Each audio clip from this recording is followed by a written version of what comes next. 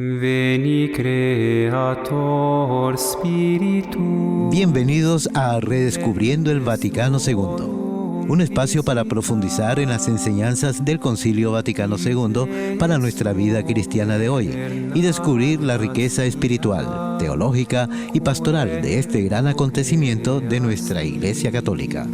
Conducido por Joel Alonso.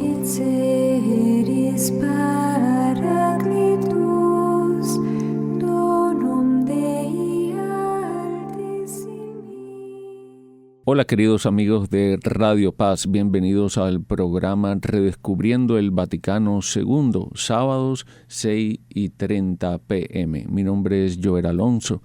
Puedes encontrarnos en la 8:30 a.m., 96.1 FM en el app, redes sociales, Facebook, Instagram y YouTube, y en la señal internacional www.radiopaz.org. Pero antes comencemos pidiendo al Espíritu Santo que nos acompañe en esta conversación. En el nombre del Padre, y del Hijo, y del Espíritu Santo. Amén. Oh Espíritu Santo, amor del Padre y del Hijo, inspírame siempre lo que debo pensar, lo que debo decir, cómo debo decirlo, lo que debo callar, cómo debo actuar, lo que debo hacer para la gloria de Dios, bien de las almas y mi propia santificación. Espíritu Santo, dame agudeza para entender, capacidad para retener, método y facultad para aprender, sutileza para interpretar, gracia y eficacia para hablar. Dame acierto al empezar, dirección al progresar y perfección al acabar. Amén.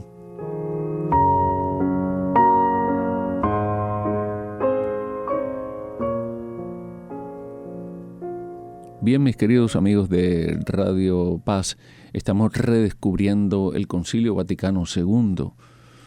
Cuando usted escucha Redescubriendo Vaticano II, usted dirá, si hubo un Concilio Vaticano II, eso quiere decir que hubo un Concilio Vaticano I, y tiene razón. Vamos a hacer brevemente una bisagra entre el Concilio Vaticano I al Concilio Vaticano II. El Concilio Vaticano I fue desde 1869 a 1870, siglo XIX, y dejó hilos sueltos que por la historia no pudo desarrollar y que más tarde se retomaron en el Concilio Vaticano II. La temática principal del Concilio Vaticano I fue la relación entre fe y razón y, sobre todo, la definición dogmática de la infalibilidad del Papa en el contexto del magisterio. El Vaticano I fortaleció la defensa de la fe frente al racionalismo y el liberalismo. En el siglo XIX, la Iglesia se enfrentaba a corrientes que negaban la revelación divina y buscaban reducir todo a la razón humana. El concilio afirmó que Dios puede ser conocido por la razón natural, pero la revelación es necesaria para verdades sobrenaturales. En la Constitución dogmática Dei Filius, el Hijo de Dios, 1870, explica cómo se complementan fe y razón. Afirma que la fe no es contraria a la razón y que la razón puede llegar a conocer la existencia de Dios. En la Constitución dogmática Pastor Eternus, en 1870, define la primacía de jurisdicción del Papa sobre toda la Iglesia. Proclama el dogma de la infalibilidad papal, o sea que el Papa es infalible, no se equivoca cuando habla ex cátedra, o sea que define solemnemente una verdad de fe o moral para toda la Iglesia. Y piensen bien que el Papa no decide esto solo, sino en comunión con toda la Iglesia, los cardenales, los obispos. El Vaticano I se interrumpió abruptamente por la toma de Roma en 1870, durante la unificación italiana. por lo que temas como la liturgia, la pastoral y el papel de los obispos quedaron pendientes. Y precisamente esos fueron retomados y desarrollados en el Concilio Vaticano II, casi un siglo después. En el Concilio Vaticano II se va a dar un énfasis marcado a la liturgia, al diálogo con el mundo, al diálogo con otras religiones y al papel del laico en la Iglesia.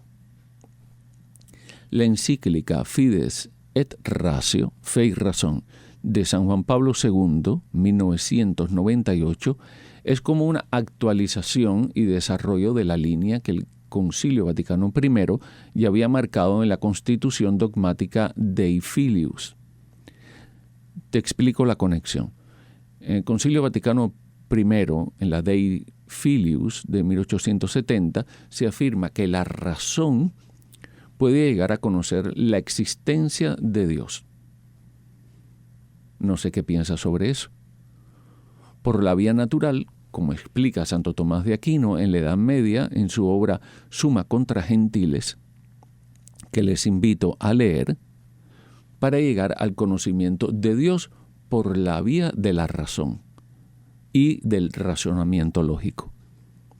Recuerden cómo se llama, Summa contra Gentiles, de Tomás de Aquino, Santo Tomás de Aquino. Y tiene un enfoque más filosófico y apologético de defensa de la fe, usando argumentos de la razón natural para hablar con el mundo de hoy. La Summa contra Gentiles es independiente de la Summa teológica que muchos conocen y tiene una finalidad distinta, más apologética y filosófica que catequética o formativa. En el Vaticano I se defiende que la fe y la razón no se contradicen, porque ambas vienen de Dios. Se rechaza tanto el racionalismo que excluye la fe, como el fideísmo que excluye la razón. En Fides et Ratio de 1998, San Juan Pablo II retoma esa misma armonía y dice que la fe y la razón son las dos alas con las que el espíritu humano se eleva hacia la contemplación de la verdad.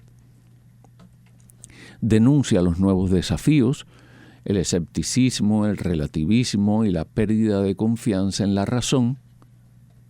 Llama a un nuevo diálogo entre filosofía y teología, y muy en sintonía con el espíritu que el Vaticano I quiso impulsar.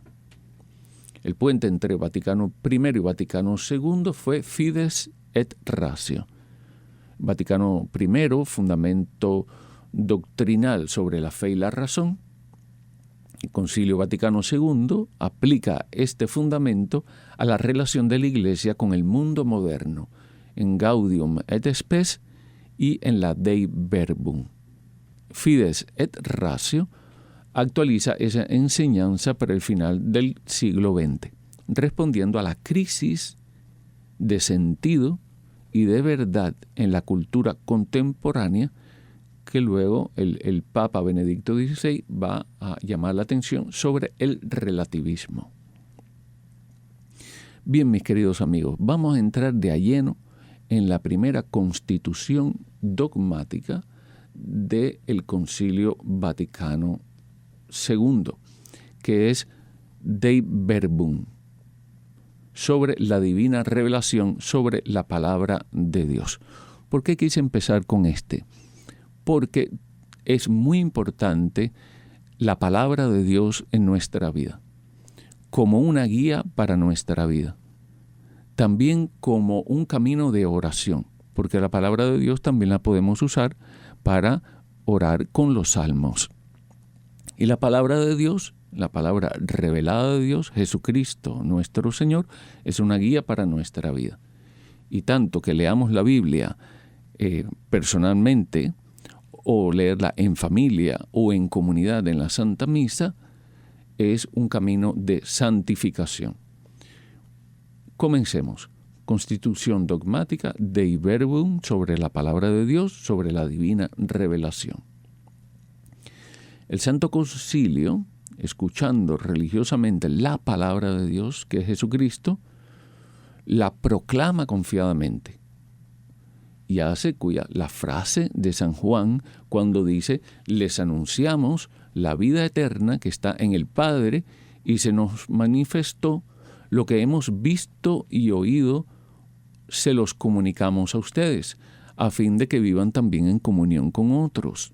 Ven que tiene un impacto en la vida de los demás, y esta comunión nuestra sea con el Padre y con su Hijo Jesucristo. Primera de Juan 1, del 2 al 3. Por tanto, siguiendo las huellas de los concilios tridentinos, Concilio de Trento y Vaticano I, que ya hemos expuesto en el primer programa, se propone exponer la doctrina genuina sobre la divina revelación y sobre su transmisión para que todo el mundo encuentre a Dios, oyendo, crea el anuncio de la salvación y creyendo, espere y esperando ame. Ame a Dios, para amar así a los semejantes. En el capítulo 1 de la Dei Verbum se habla sobre la revelación en sí misma, la naturaleza y objeto de la revelación, porque Dios dispuso en su sabiduría revelarse a sí mismo y dar a conocer el misterio de su voluntad, mediante el cual los hombres, por medio de Jesucristo, Verbo encarnado, tienen acceso al Padre en el Espíritu Santo. Dios es quien nos da el acceso a todos nosotros para encontrar a Dios. Y se hacen consortes de la naturaleza divina en una unión matrimonial entre Dios y su pueblo. En consecuencia, con esta revelación, Dios invisible habla a los hombres como amigos, movido por su gran amor, y mora con ellos, con cada uno de nosotros, para invitarnos a la comunicación consigo y recibirlos en su compañía, o sea, para entrar en comunión a través de la Sagrada Escritura. Y este plan de revelación se realiza con hechos y palabras intrínsecamente conexos entre sí, de forma que las obras realizadas por Dios en la historia de la salvación manifiestan y confirman la doctrina y los hechos significados por las palabras. Y las palabras, por su parte, proclaman las obras y esclarecen el misterio contenido en ellas, al cual todos tenemos acceso por la fe. Pero la verdad íntima acerca de Dios y acerca de la salvación humana se nos manifiesta por la revelación en Cristo, que es a un tiempo mediador y plenitud de toda la revelación. Como preparación de la revelación evangélica, Dios, creándolo todo y conservando todo por su Verbo, Cristo, da a los hombres testimonio perenne, constante de sí en las cosas creadas. O sea que viendo la hermosura de la creación, podemos decir, si así de hermosa es la creación, cuán hermoso debe ser el Creador. Y queriendo abrir el camino de la salvación sobrenatural, se manifestó además personalmente a nuestros primeros padres ya desde el principio. Desde su caída, alentó a ellos y en ellos la esperanza de la salvación, con la promesa de la redención, y tuvo incesante cuidado del género humano. O sea, Dios siempre estuvo a nuestro lado. No es como el Dios de los filósofos, que es un Dios relojero, que pone en marcha la maquinaria y lo deja abandonado para que siga su curso. No, Dios acompaña la historia para dar la vida eterna a todos los que buscan la salvación, con la perseverancia en las buenas obras. En su tiempo llamó a Abraham para hacerlo padre de un gran pueblo, al que luego instituyó por los patriarcas, por Moisés y por los profetas para que reconocieran a Dios único, vivo y verdadero. Padre providente y justo juez. ¿Recuerda lo que le preguntaba Isaac a su padre Abraham? ¿Y dónde está el cordero? Y Abraham contestaba, Dios proveerá. Y para que esperaran al Salvador prometido. Y de esta forma, a través de los siglos, el que es el Cordero fue preparando el camino del Evangelio, de la buena noticia. El Evangelio no es unas normas a cumplir. El Evangelio no es una lista de cosas que hacer. El Evangelio no es una obligación. El Evangelio es una buena noticia para comunicar al mundo. En Cristo culmina la revelación. Después que Dios habló muchas veces y de muchas maneras por los profetas, dice el Santo Concilio, últimamente en estos días nos habló por su Hijo. Pues envió a su Hijo, es decir, al Verbo Eterno que ilumina a todos los hombres, a ti y a mí, para que viviera entre ellos y les manifestara los secretos de Dios. Y así hace Jesucristo. Nos acompaña como los discípulos de Maús en el camino y nos explica las Escrituras. Jesucristo, pues, el Verbo hecho carne, hombre enviado a los hombres, habla palabra de Dios con palabras humanas y llega a cabo la obra de la salvación que el Padre le confió. Para que podamos entender, Él nos habla en palabras humanas sobre las cosas divinas. Por tanto, Jesucristo, que es nuestro Señor, ver al cual es ver al Padre. Verlo a Él es ver al Padre. Quien me ve a mí, ve al Padre. Con su total presencia y manifestación personal, con palabras y obras y señales y milagros, porque Dios dijo, Jesucristo nos dijo, yo los acompañaré con signos. Y Dios nos da signos todos los días de su presencia. Y sobre todo con su muerte y resurrección gloriosa de entre los muertos, finalmente con el envío del Espíritu Santo, el Espíritu de la verdad, completa la revelación y confirma con el testimonio divino que vive en Dios, con nosotros, el Emmanuel, para librarnos de las tinieblas del pecado. Porque para eso vino Dios. Como decía San Juan el Bautista, Él es el Cordero de Dios, que quita el pecado del mundo. Y el pecado es la causa de tantos males en el mundo, de la violencia, de la falta de amor. Y entonces Jesucristo viene a quitar el pecado del mundo y a librarnos de la muerte y resucitarnos a la vida eterna. La economía cristiana, o sea, todo lo que vamos haciendo por nuestra salvación, por tanto, como alianza nueva y definitiva, nunca cesará. Y no hay que esperar ya ninguna revelación pública antes de la gloriosa manifestación de nuestro Señor Jesucristo. Incluso las apariciones de la Virgen María nunca van a desmentir lo que dice la Sagrada Escritura y el Magisterio. Van a recordarnos siempre lo que el Señor nos ha dicho siempre. La revelación hay que recibirla con fe, con un corazón abierto, confiado, de ahí viene fe, confiado. Cuando Dios revela, hay que prestarle la obediencia de la fe por la que el hombre se confía libre y totalmente a Dios, prestando a Dios, revelador del homenaje, del entendimiento y de la voluntad, y asintiendo voluntariamente a la revelación hecha por Él. Para profesar esta fe es necesaria la gracia de Dios.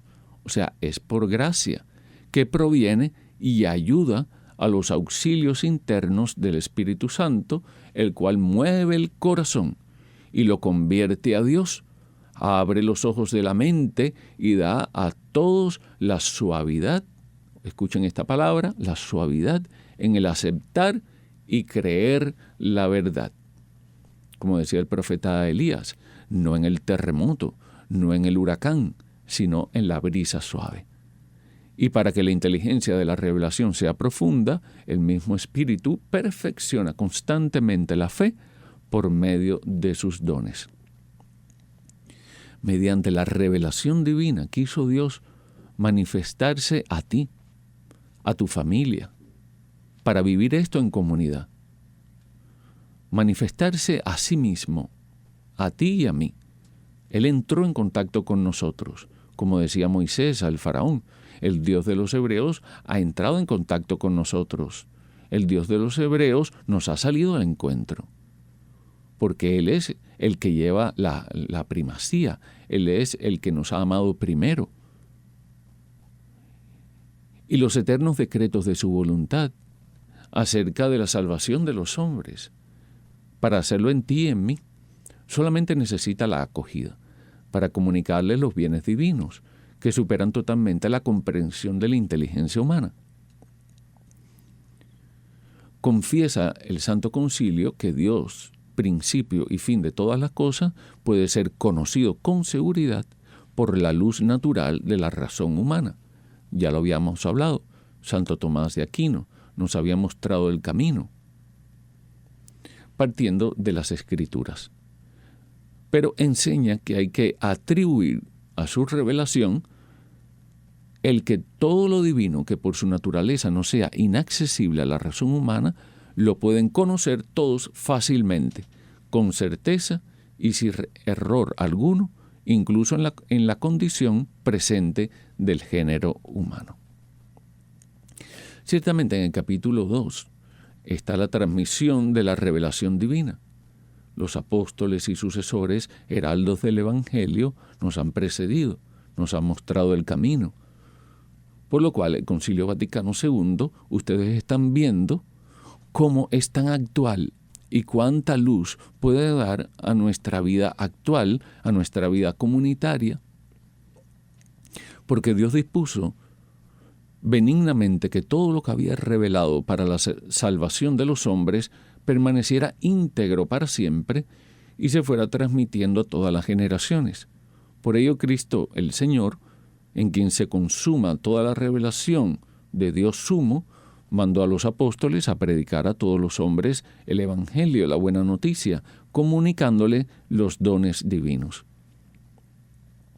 Este Evangelio, esta buena noticia prometido antes por los profetas, lo completó Él y lo promulgó con su propia boca, como fuente de toda verdad salvadora y de la ordenación de las costumbres, lo cual fue realizado fielmente tanto por los apóstoles, que en la predicación oral comunicaron con ejemplos e instituciones los que habían recibido por la palabra, y por la convivencia, y por las obras de Cristo, que sigue siendo entre nosotros, o habían aprendido por inspiración del Espíritu Santo, como por aquellos apóstoles y varones apostólicos que bajo la inspiración del Espíritu Santo escribieron el mensaje de la salvación. Pues ustedes pueden ver, mis queridos amigos, cuán maravilloso es Dios y cómo el Concilio Vaticano II y redescubriendo el Vaticano II, nosotros podemos llegar a vivir nuestra fe en el día de hoy.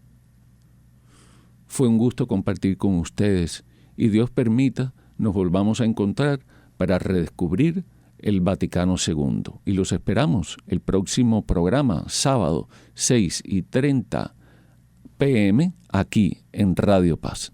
Veni Creator Spiritus. Gracias por acompañarnos en Redescubriendo el Vaticano II. Les esperamos el próximo sábado para juntos profundizar en la riqueza espiritual, teológica y pastoral de este gran acontecimiento de nuestra Iglesia Católica. Redescubriendo el Vaticano II.